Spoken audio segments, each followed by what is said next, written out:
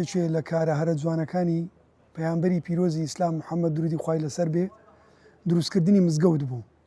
پێغەمبەر صلی الله علیه وسلم لۆ دروستکردنی مزگەوت لەبەر ئەوەی مزگەوت ئەو شوێنەیە پەیوەندی ڕوحیەکە لەگەڵ خودای گەورە دروست دەکاتن، ماڵێکە لە ماڵەکانی خودای گەورە و میهرەبان.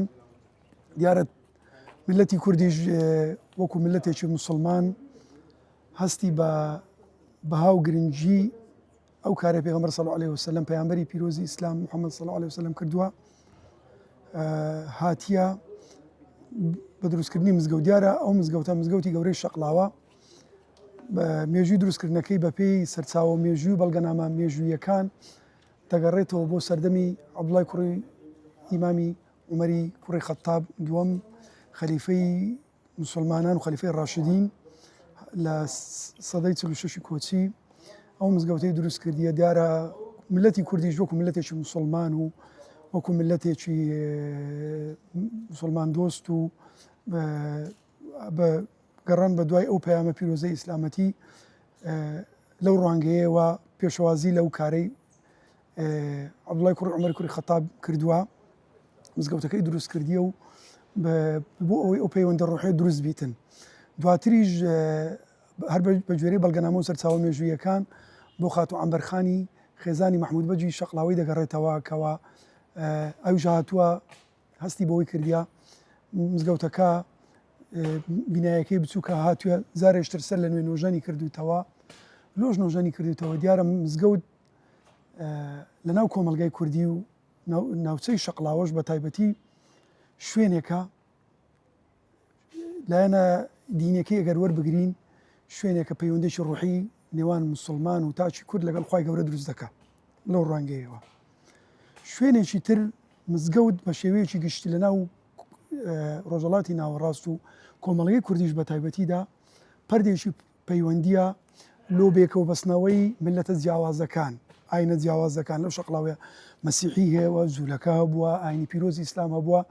دیارە خەڵکەکەش لۆ ڕێزگرتنی مەسیحیەکان هەوڵیاندایە مزگەوتی شەقڵاوە کەمێک لە شوێنی طقوسی مەسیحیەکان دوور بێخنەوە تاوەکو کاریگەری و بەهای جیاوازبی لەگەڵ ئەو سروتە ئاینانەی کەەوە مەسیحیەکانی جێبەجێ دەکەن. لۆیە مزگەوتی گەورەی شەقڵاوە بووی تا پەردێکی پەیوەندی لەلایەنە ئاینیەکە لەگەر کۆمەلگەی کوردی و لەگەر کۆمەلگەکانی تر، هەروە لایەنێکی تر لۆ خزمەتکردنی لانکەی شۆڕش. دیارە کوردیش بە درێژایی مێژووکە شۆڕشی کردیا بووتە شوێنێک لۆ حەوانەوەی شۆڕژگەڕانی کورد و لۆ بەرزکردنەوەی ئاستە نەتەوایەتیەکە، لۆ ئاستە میلیەکە، خۆشویستنی خاک و نیشتیمان و ناوچەکە. لایەنێکی تر دەتوانین بڵێن ئەو مزگەوتە و مزگەوتەکانی تر بەتایبەتی مزگەوتی گەورەی شەقڵاوە بووتە ناسنامەیەک لۆ ناساندنی شارۆچکەی شەقڵاوە، بووتە پەردێکی پەیوەندی. مەسەلەن خەڵکی گەشتیار کە دێتن لە شوێنی تر دێتن یەکسەر دەرێ دەسمە مزگەوتی گەورەی شەقڵاوە، یعنی ئەوەش بووتە ناسنامەیەک، بووتە کللتورێکی ئەو شارۆچکەیە و بووتە ناسنامەیەک لۆ بەیەکتر گەیشتنەوە. زۆر کەس دێ مەسەلەن گەشتیار دێتن وێنەی لەگەر دەگری چکە جاران مەسەلەن سێچارکانی ئاوی هەبووە، لۆشکانی ئاوی هەبووە. هەمومان دەزانین ئاینی پیرۆزی ئیسلام پێویستی بەوەیە خەڵک دەستنێژی بشوە و خۆی خاوێن بکاتەوە. ئەوەش یعنی کەواتە ئەوەش پردێکی تر بووە هەم لە خاوێنکردنەوەکە و هەم وەکو شوێنێکی گەشتیاریش خەڵکی دەوروبەر بێتن سەردانی بکاتن، کەواتە ناسنامەیەکی تریشە هەم لەلایەنە کللتوریەکە، هەم لەلایەنە گەشتاریەکە، هەم لەلایەن ئاینیەکە، هەم لە پەیوەندیە کۆمەڵایەتیەکە، هەم لەلایەنە هەستە نیشتیمانیەکە. کەواتە بە شێوەیەکی گشتی ڕاستە مزگەوت ڕۆڵەیە، بەڵام مزگەوتی گەورەی شەقڵاوەش بووتە پردێک و بووتە ناسنامەیەک لۆ ناساندنی ئەو خەڵکە، بووتە لانکەیەکی کۆمەڵایەتی پەیوەندی دروستکردن.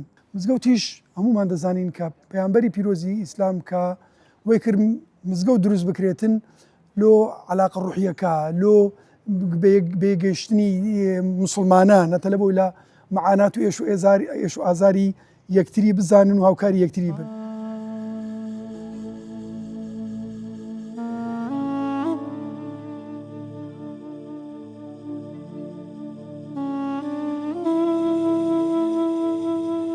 کاکە دووبارە بەخێر بێنەوە. ئەوە دارچنارەکەن چان ئەو دارچنارە هیچک بووە لە ڕێی کەناڵەکەی ئێوە ئیشاءالله بە حەول و قووەتی خوا تاریخێکی زۆر جوانە بی دووبارە دێن و سەردان ئەکەن و ئەلێران ئەو چنارە گەورە ببی دێن و میوانداریەکی جوانیش و ئەەکەین خزمەت و بکەین ئەو جارێ ئەو حالن لە ڕاستە خۆنا ئیشاءالله بە حەول و قووەتی خوای ئەنگۆش دێن و لەبن ئەو چنارەی دائەنیشین چاشگاسەکەین ئیشاءالله بە حەول و قووەتی خوای بەخۆ بەمام عاجی یاخۆ بەخێر بێن سەر هەردوو سەرچاو